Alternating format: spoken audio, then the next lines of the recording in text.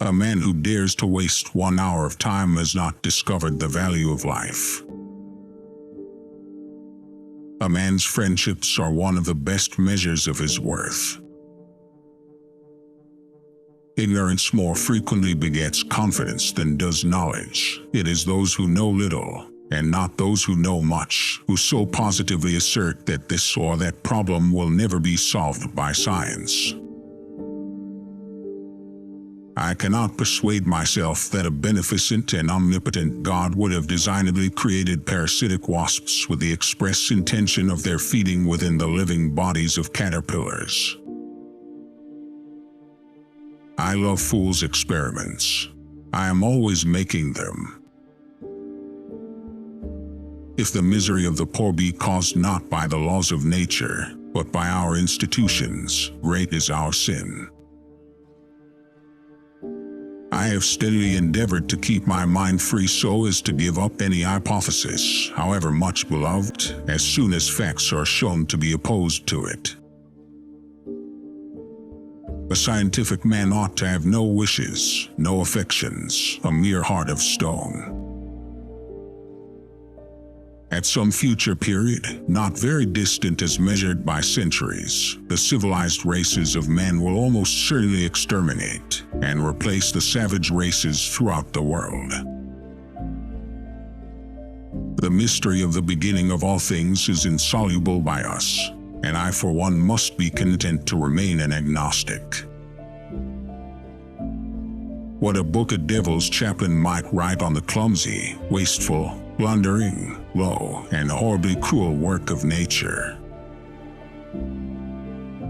We can allow satellites, planets, suns, universe, nay whole systems of universes, to be governed by laws, but the smallest insect we wish to be created at once by special act.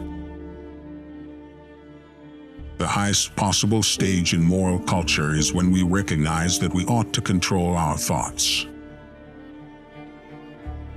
To kill an error is as good a service as, and sometimes even better than, the establishing of a new truth or fact.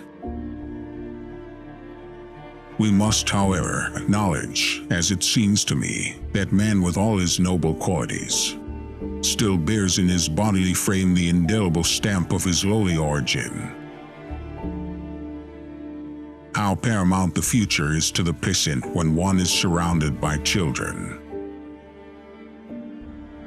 A moral being is one who is capable of reflecting on his past actions and their motives of approving of some and disapproving of others. Man tends to increase at a greater rate than his means of subsistence. My mind seems to have become a kind of machine for grinding general laws out of large collections of facts. On the ordinary view of each species having been independently created, we gain no scientific explanation. Man is descended from a hairy-tailed quadruped, probably arboreal in its habits. It is a cursed evil to any man to become as absorbed in any subject as I am in mine. False facts are highly injurious to the progress of science, for they often endure long. But false views, if supported by some evidence, do little harm, for everyone takes a salutary pleasure in proving their falseness.